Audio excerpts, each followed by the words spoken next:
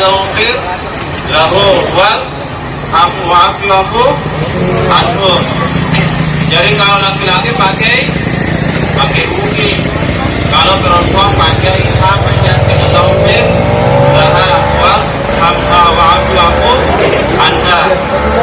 Lagi itu kalau laki-laki pakai Allahfir lahu warhamhu wa'fu anhu. Kalau perempuan laha warhamha wa'fu anha.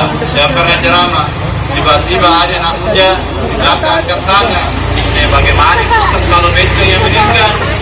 Dia bilang apa buruh? Padahal kalau meninggal sama laki-laki pagi. Makanya waktu meninggal Dorje, artis kan? Usulnya orang, apakah laki-laki atau perempuan ini? Iya.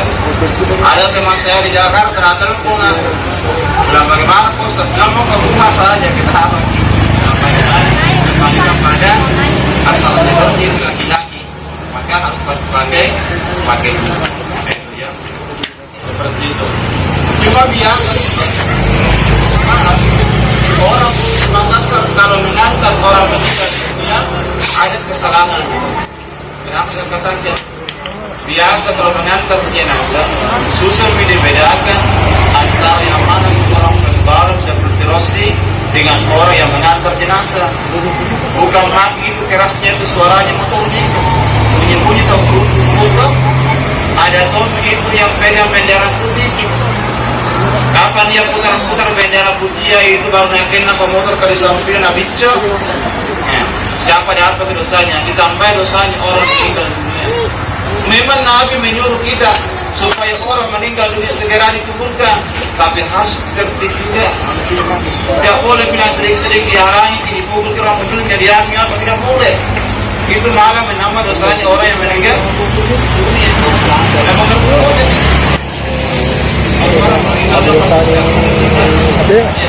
Jemaah sekalian yang dirahmati oleh Allah, saya bertanya sama keluarganya, Pak, kenapa orang yang meninggal dunia di atas perutnya ada pisau, ada pedang?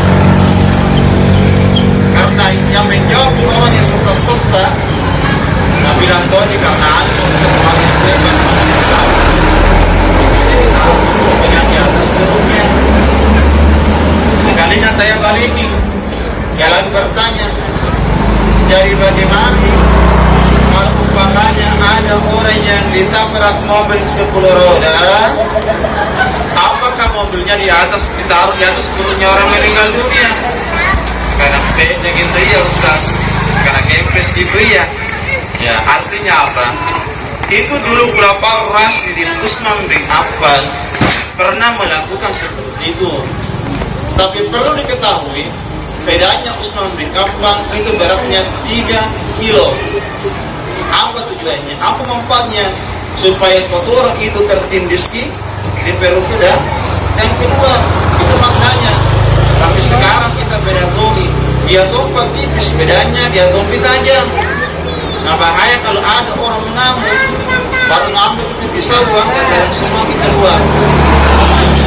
Nah cuma kita orang di Makassar karena terkenal dengan bedanya begitu, maka dia semua terkenal. Tapi dia akan bisa yang tajam, yang karena bahaya. Hanya sekalian termasuk ada juga biasa keluarga kan. Kalau ada keluarganya meninggal, ambil bikin apa? Gak biasa tuh? Baru nanti basnya di atas orangnya. Sebenarnya bisa. Cuma masalahnya, waktunya taruh di atas mobil ambulans, tidak tanya di surga. Jadi itu kalau yang mobil kalau yang itu kalau kayak begini di belakang, dia bilang supir nama.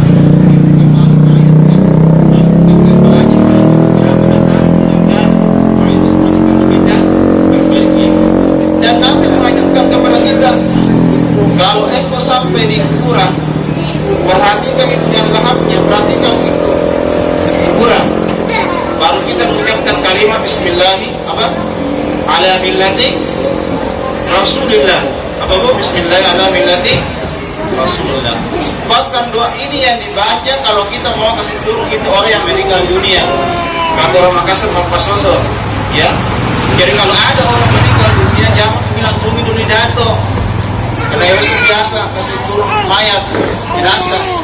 Biar kita hanya buka, yang penting kita bersih. Baca Bismillahirrahmanirrahim.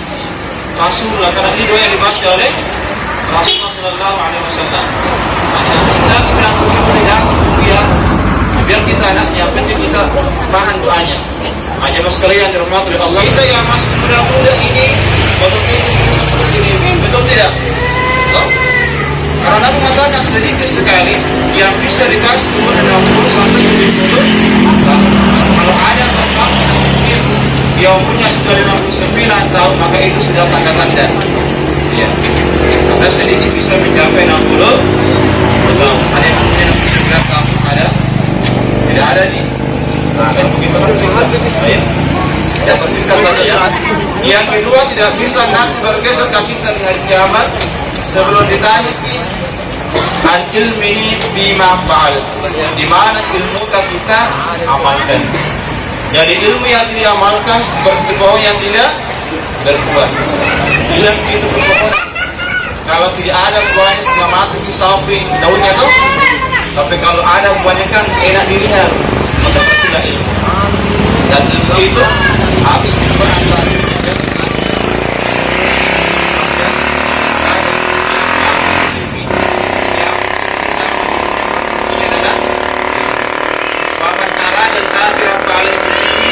Dan siapa yang selamat di akhirat ruginya, waman arada ma'al ilmi, dan siapa yang ingin selamat keduanya ruginya adalah ilmu.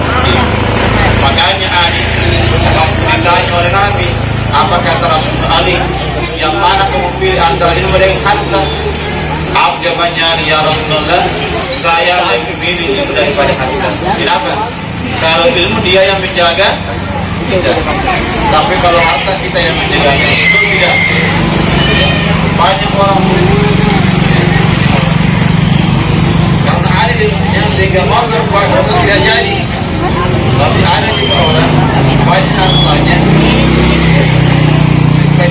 kalau malam susu hidungnya, kalau pagi kan bisa kenapa banyak pedaginya, terlalu banyak kreditnya. Yang kedua, kalau dibelanjakan baik sampai, tapi kalau harta akan habis. Ya, selama ilmu itu tidak bertentangan dengan ajaran agama kita, maka tuntut itu. Memahami, kalau masih ada sekarang di desa-desa yang terlalu kerja dengan dukun, itu kalau berbeda antara yang mana tapi yang kalau tapi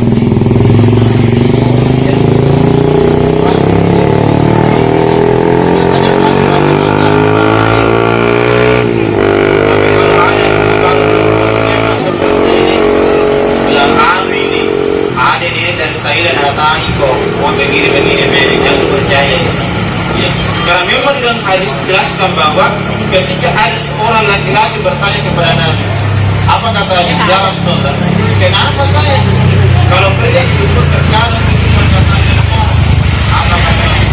Ngomong kosong, kebetulan saya yang percaya, yang kami percaya. Ya. Makanya karena ada kejadian ini cerita, ada seorang penggembala minum sapinya. Sudah 5 bulan dan kembali ke kandangnya, dia pergi. Dia bilang itu rumahku harus taruh dia sekalian mana sapinya ini. Lihat tuh, dia bilang dia mau buat nanti sapimu yang hilang bagus di perjalanannya, melahirkan ibu anaknya. Dia yang percaya mau datang kiamat itu beda. Kenapa? Karena kebetulan sapiku yang hilang sapi jantan, bukan sapi betina. Nah, bilang dulu, kenapa tidak bilang dari tadi? Nah, itu jadi maksud ngomong kebetulan saja. Tapi kalau ada orang mungkin obati, karena dulu orang tua ada keyakinannya yang tinggi, dan sekarang tidak. Kita sekarang sebagai ada orang yang tinggi sekolahnya, tapi keyakinannya ya kurang. Dulu orang tua kita kalau dia mampu di Paris tinggi, apa yang kita baca? Doanya Nabi Ibrahim alaihissalam, ya ampuni, bahkan masa api dari dinilai kau, atau wahai panas dari dinilai kau, lalu diganti namanya anatta. Itu salah sembuki. Kita ingat dulu juga, kalau orang tua kan kita sakit perut, palingan dia tunjuk terus, dia tunjuk usang kita tuh. Nah, jadi banyak walau yang terlakukan, walau harus dilakukan. Semua baru kita yang sakit. Itulah biasanya dari orang tua kita. Jadi orang tua kita dulu tidak tinggi sekolahannya, tapi keyakinannya yang sangat tinggi. Kalau dikasih baca-baca barang kaki seperti itu. Tapi kita kalau pergi berguru, terkadang anak tidak pantas diterima. Kita kasih contoh. Ini bukan cerita. Ya ada orang biasa. Kalau pengantin baru nabawa pengantin hidupnya, ya katanya supaya itu suaminya tidak kemana-mana, nantinya selain itu anaknya. Tapi pergi juga. Gampang sekali gitu. Kalau pagi-pagi bikingan kopi suamimu, tapi campur dengan teh pusakmu, ya teh kencing, ya. Apa kami? Jadi 7 hari kemudian batu-batu suaminya. Ya. 2 minggu kemudian itu selesai. Ya. 1 bulan kemudian innalillahi wa inna ilaihi raji'un. Meninggal suaminya gara-gara terkunci. Semoga suami itu lampirin kopiah ini dikatanya sama perempuan gelap seperti tone gelap jadi kopiah. Itu yang bagus, itu yang boleh. Toh? Nah, jemaah sekalian termasuk Allah SWT beritahu saja. Yang ketiga, al-mali min ainan tasaba wa fi ma'amfakan. Ditanya kita lupa di mana harta kita dapatkan. Kalau umpamanya halalan 100% berupa keselamatan. Wa fi ma'amfakan ma'amfakan. Apa ya? Bukan saya meninggi. Harta ini merupakan salah satu ujian yang berat dari Allah.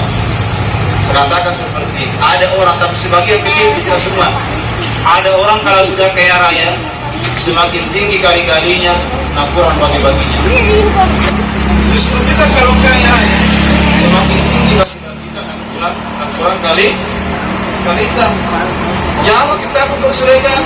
Kalau Allah menjanjikan, apa kata Allah? Wa ma anfaqtum shay'in fahuwa yukhlifu.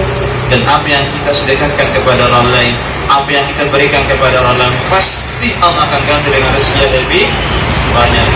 Dan Nabi mengatakan mana kata sedekah tidak ada sejarahnya orang seperti itu sedekah lalu jatuh miskin.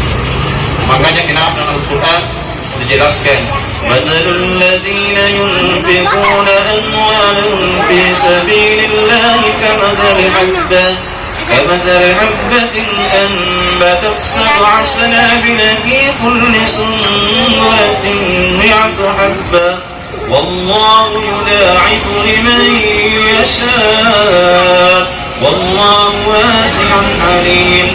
Mungkin tak orang yang bersedekah seperti orang yang menanam satu biji dan nanti kemudian ditangkai dan setiap tangkainya itu 100 banyak. Artinya apa?